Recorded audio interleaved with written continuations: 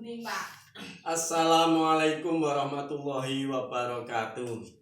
Wilujeng Injang, nggih sonten utawi wilujeng dalu para sedaya pepanggihan wonten ing pasinaon basa Jawi. Sakmenika materi bab tembang gambuh. Para siswa, kala wingi sampun pun Bapak paringaken bab tembang gambuh ana 16 pada. Kowe sesuk praktek tembang gambuh paling sithik rong tembang, rong pada. Cetha nggih? Sakmenika Bapak Guru paringi tulodo ingkang awon rumiyin. Ingkang sae mangke utawa nginjang. Tembang gambuh ingkang sepisan tuladhanipun. Sekar gambuh ping catur kang cinatur pola kang kalantur tanpa tutur katula-tula katali kadaluwarsa kapatuh katutupan dadi awon.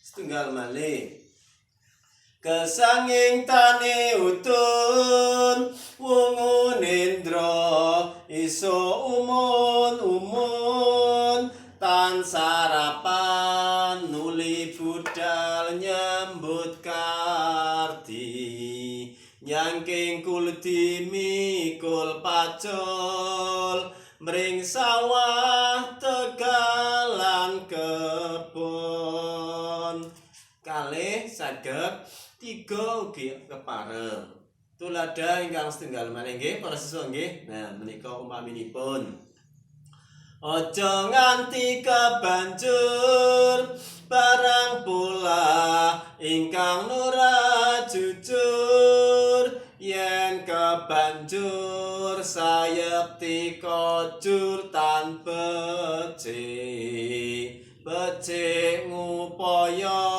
iku pitutur ingkang sayektos.